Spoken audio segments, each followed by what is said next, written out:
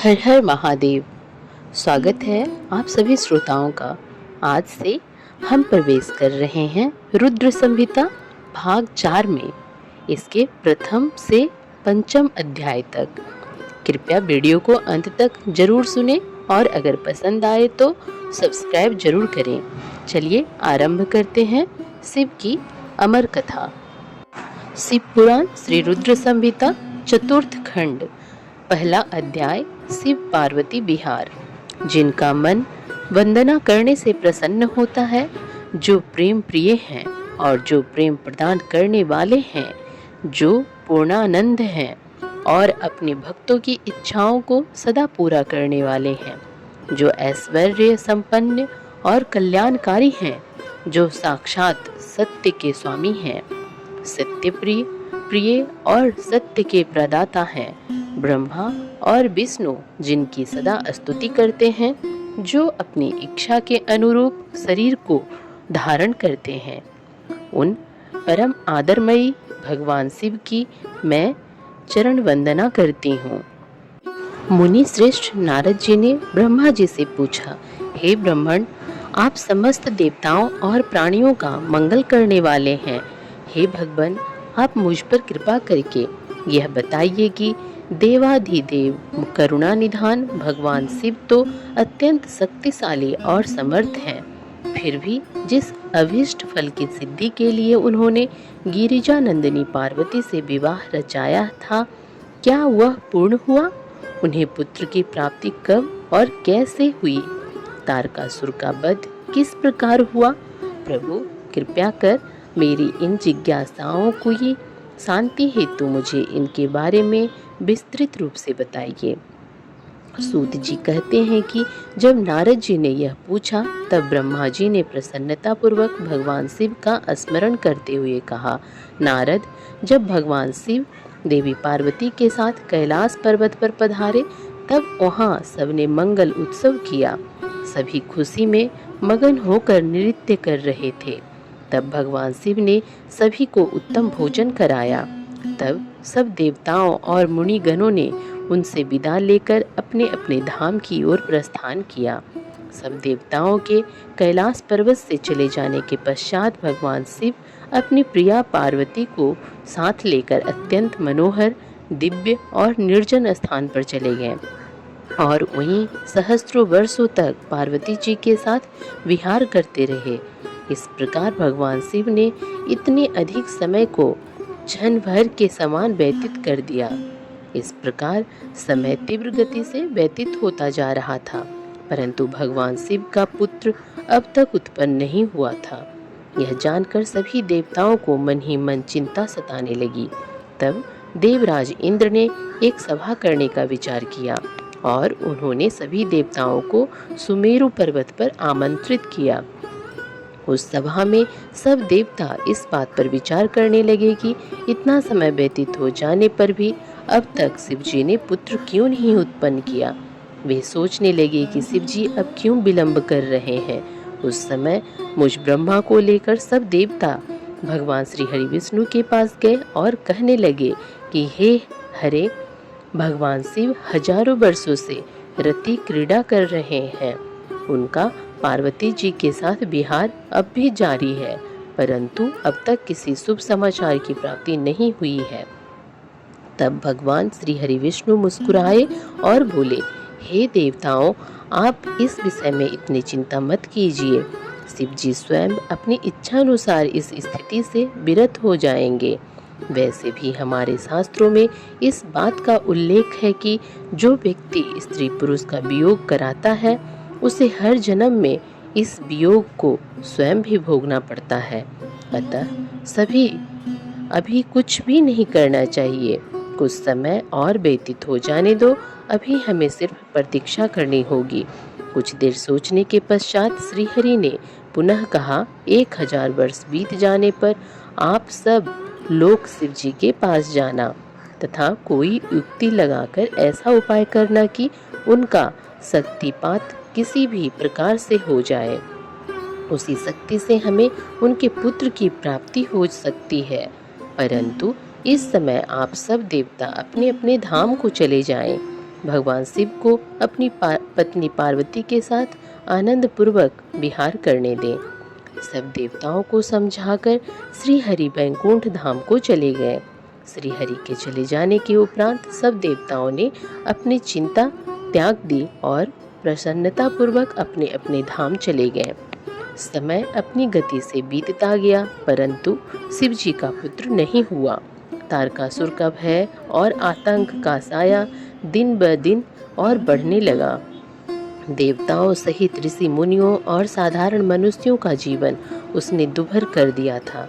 तारकासुर के डर से पृथ्वी कांप उठी।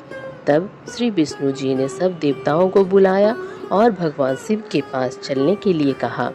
तब सब देवताओं को साथ लेकर भगवान श्री हरि और मैं भगवान शिव से भेंट करने के लिए कैलाश पर्वत पर पहुँचे, परंतु भगवान शिव कैलाश पर्वत पर नहीं थे।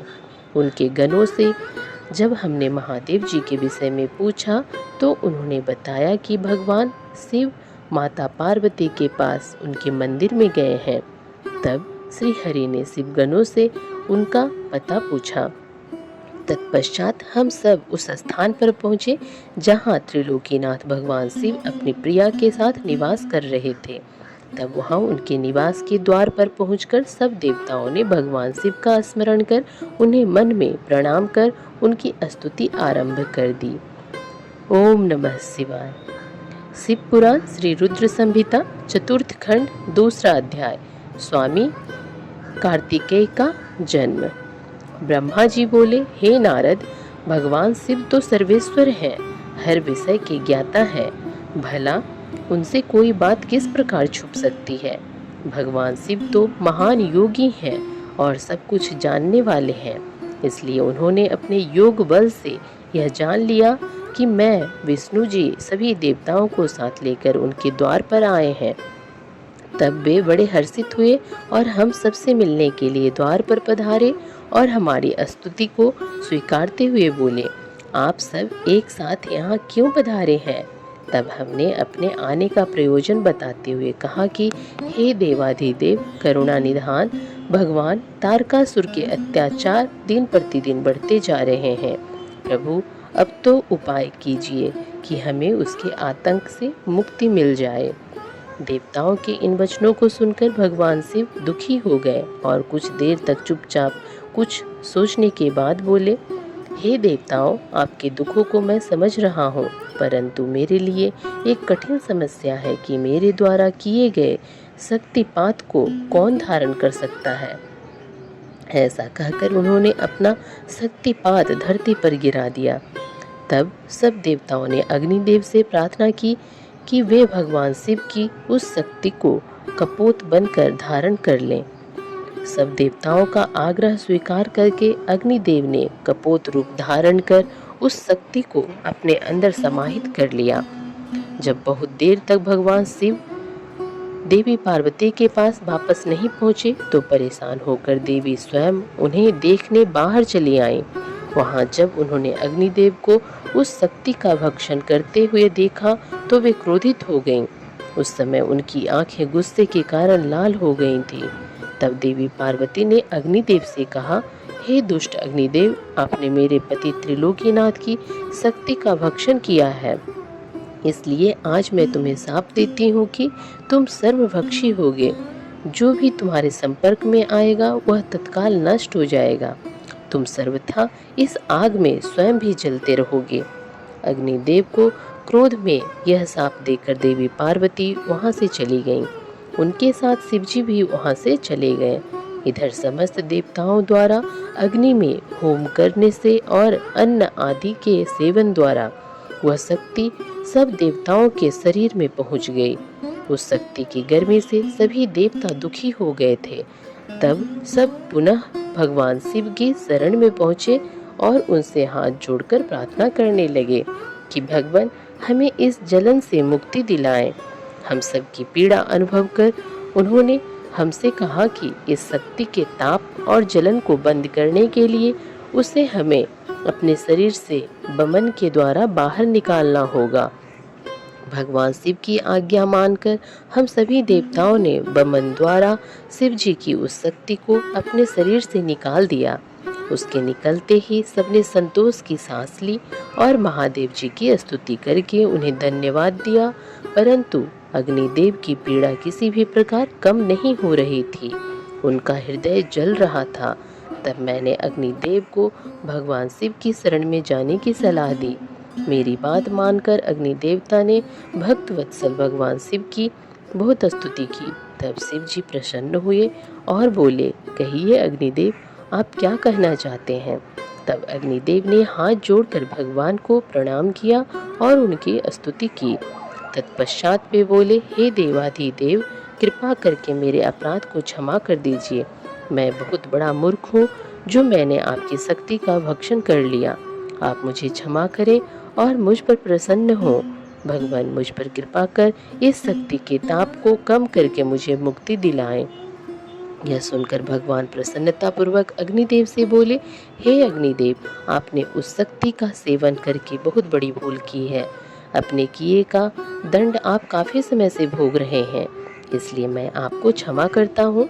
तुम मेरी इस शक्ति को किसी नारी शरीर में स्थिर कर दो। ऐसा करने से तुम्हारे सभी कष्ट दूर हो जाएंगे। यह सुनकर अग्नि ने दोबारा प्रश्न किया कि भगवान, आपका तेज धारण करने की क्षमता तो किसी में भी नहीं है।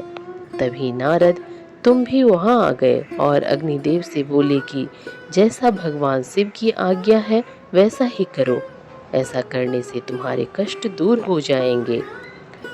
तब तुमने अग्निदेव से कहा कि माघ महीने में जो भी स्त्री सबसे पहले प्रयाग में स्नान करे, उसके शरीर में आप इस शक्ति को स्थित कर देना। माघ का महीना आने पर सुबह ब्रह्म मुहूर्त में सर्वप्रथम सप्त ऋषियों की पत्नियां प्रयाग में स्नान करने पहुंची।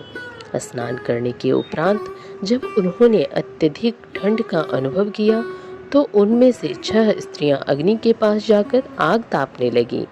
उसी समय उनके रोमों के द्वारा शिवजी की शक्ति के कण अग्नि से निकलकर उनके शरीर में पहुंच गए। तब अग्निदेव को जलन की पीड़ा से मुक्ति मिल गई। समय अनुसार वे 6 ऋषि पत्नियां गर्भवती हो गईं। उनके पतियों ने उन्हें व्यभिचारी समझकर उनका त्याग कर दिया। तब वे सब हिमालय पर्वत पर जाकर तपस्या करने लगीं। वही उस पर्वत पर उन्होंने कई भागों में मानव अंगों को जन्म दिया, परंतु वह पर्वत उनके भार को सहन नहीं कर सका और उसने उन्हें गंगा जी में गिरा दिया। गंगा जी ने उन्हें जोड़ दिया, पर वे उस बालक के तेज को सहन न कर सकी और उसे अपनी तरंगों में बहाकर सरकंडे के वन के निकट छोड़ दिया। वह तेजस्वी बालक मार्गशीर्ष में शुक्ल षष्ठी के दिन पृथ्वी पर उत्पन्न हुआ। उसके पृथ्वी पर आते ही सभी को आनंद की अनुभूति हुई। आकाश में दुदुभियां बजने लगी और फूलों की वर्षा होने लगी। तो प्रेम सहित कहिए, ओम नमः शिवाय। श्री रुद्र संहिता चतुर्थ खंड 3रा अध्याय, स्वामी कार्तिकेय और विश्वामित्र। नारद जी बोले, हे ब्रह्मा जी, जब वह बालक पृथ्वी पर अवतरित हो गया तब वहाँ क्या और कैसे हुआ? तब नारद जी का प्रश्न सुनकर ब्रह्मा जी बोले, हे नारद, जब गंगा जी द्वारा उस तेजस्वी बालक को लहरों द्वारा बहाकर सरकंडे के वन के पास छोड़ दिया गया, तभी वहाँ मुनि विश्वामित्र पधारे। उस बालक का देदीप्यमान मुख देखकर विश्वामित्र दंग रह गए। वह बालक दिव्य तेज से प्रकाशित हो रहा था। उसे बड़ा प्रतापी और बलशाली जानकर मुनि विश्वामित्र ने उसे नमस्कार किया और उसकी स्तुति करने लगे। तत्पश्चात मुनि बोले कि भगवान शिव की इच्छा से ही तुम यहाँ प्रकट हुए हो। शिव तो सर्वेश्वर हैं, वे ही परम ब्रह्मा परमात्मा हैं। इस संसार का हर प्राणी, हर जीव उनकी आज्ञा का ही पालन करता है। तब मुनि विश्वामित्र के ऐसे वचन सुनकर वह बालक बोला, हे महाज्ञानी प्रकांड पंडित मुनि विश्वामित्र, मेरे इस स्थान पर आने के बाद सर्वप्रथम आप ही यहाँ पधारे हैं। निश्चय ही आपका यहाँ आना भगवान शिव की प्रेरणा से ही प्रेरित है, इसलिए आप ही विधि विधान के अनुसार मेरा नामकरण संस्कार कीजिए। आज से आप ही मेरे पुरोहित हैं और मेरे द्वारा पूज्य हैं। मेरे द्वारा पूज्य होने के कारण आप इस जगत में विख्यात और पूज्य होंगे। उस बालक के ऐसे वचन सुनकर मुनि विश्वामित्र आश्चर्यचकित होकर उस बालक से पूछने लगे कि हे बालक, आप कौन हैं? अपने विषय में मुझे बताइए। तब उनकी बात सुनकर वह बालक बोला, हे विश्वामित्र, अब आप ब्रह्मर्षि हो गए हैं। मेरे विषय में जानने से पूर्व आप मेरा संस्कार कीजिए। तब मुनि विश्वामित्र ने उस अद्भुत बालक का नामकरण संस्कार किया और उसका नाम कार्तिकेय रखा। गुरु दक्षिणा के रूप में उसने मुनि को दिव्य ज्ञान प्रदान किया। तब मैंने स्वयं वहां जाकर उस बालक को गोद में लिया और उसे चूमा। तत्पश्चात मैंने उसे शक्तियां और शस्त्र प्रदान किए। उन अद्भुत शक्तियों को प्राप्त कर वह बालक बहुत प्रसन्न हुआ और तुरंत ही पहाड़ पर चढ़ गया। पहाड़ पर चढ़कर वह उसके शिखरों को गिराने लगा तथा वहां की संपदा नष्ट करने लगा। यह देखकर उस स्थान पर निवास करने वाले राक्षस उस बालक को मारने के लिए दौड़े। उन भयंकर राक्षसों से बिना भयभीत हुए उसने उन सब को भगा दिया। उनके भयंकर युद्ध से पूरा त्रिलोक कांपने लगा। त्रिलोक को भयभीत होता देखकर सब देवता वहां पहुंचे। देवराज इंद्र ने क्रोध में आकर उस बालक पर प्रहार किया। इस प्रहार के फलस्वरूप उस बालक के शरीर से विशाख नाम का दूसरा पुरुष पैदा हो गया।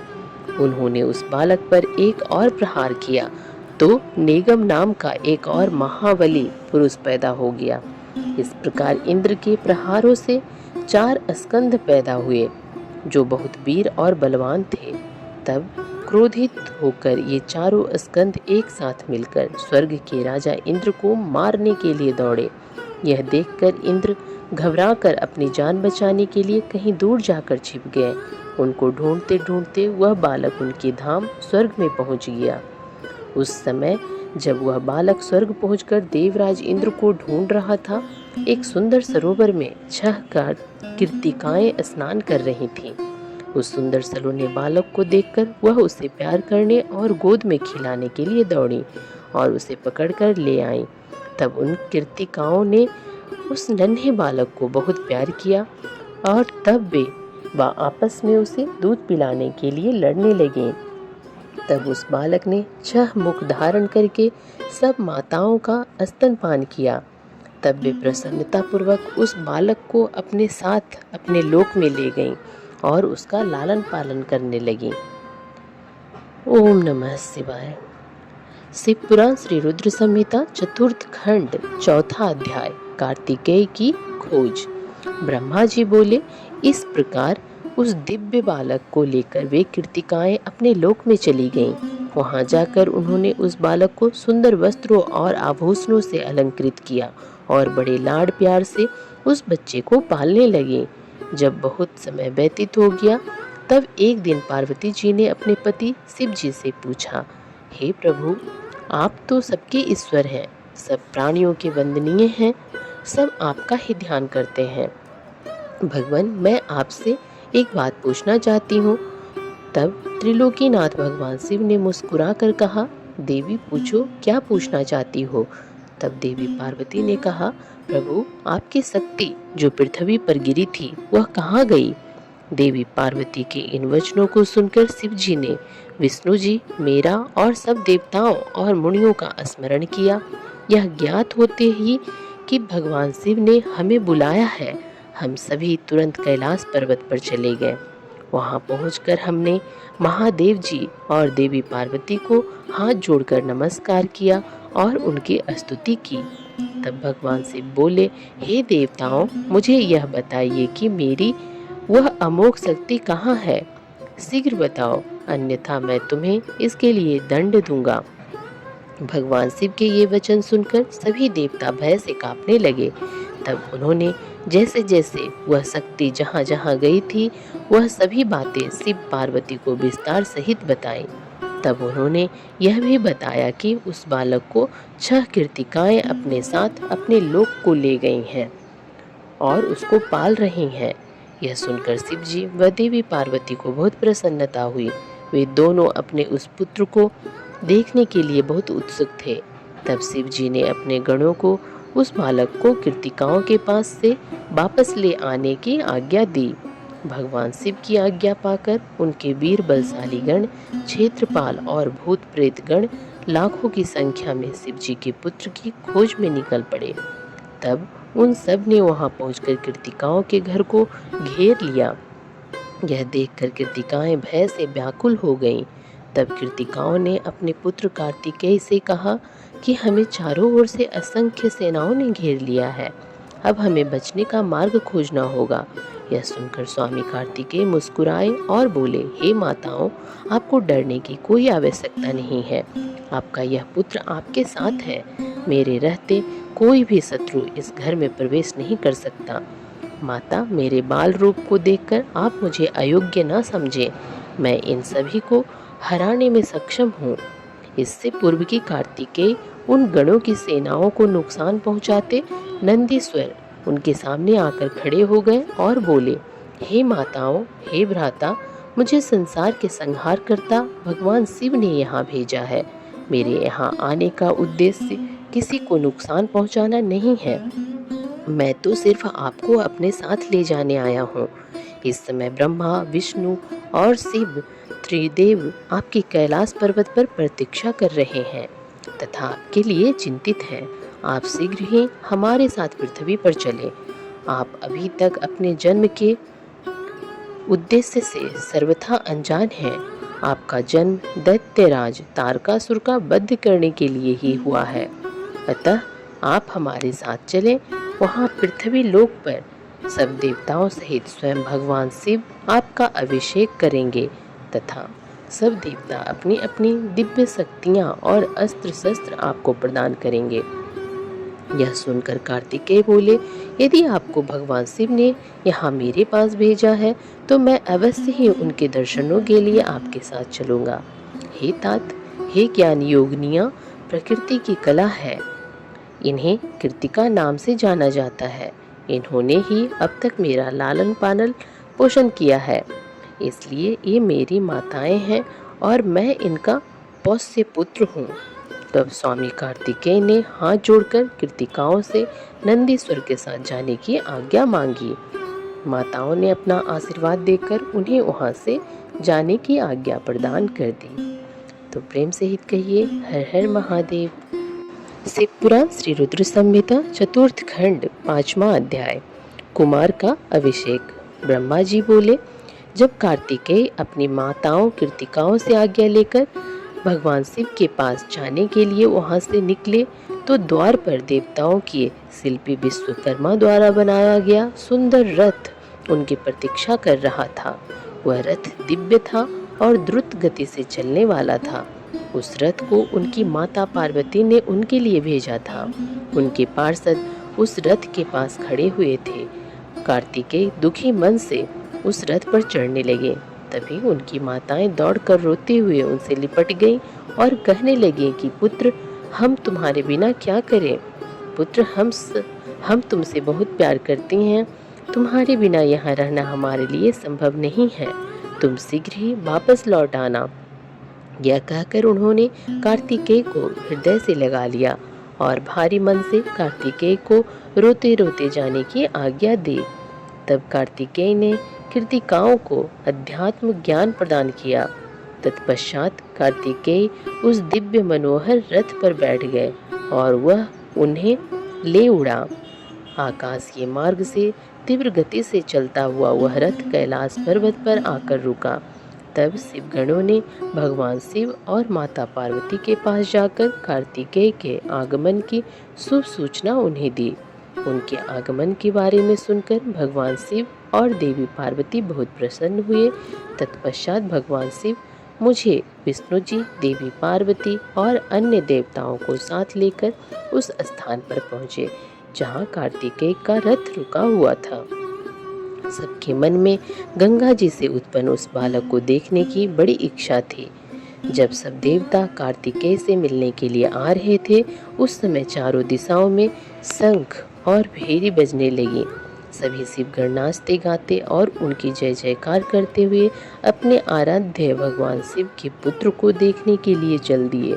वहां पहुंचकर सब बहुत प्रसन्न हुए। भगवान शिव ने प्रेम पूर्वक उस बालक को गोद में बैठा लिया।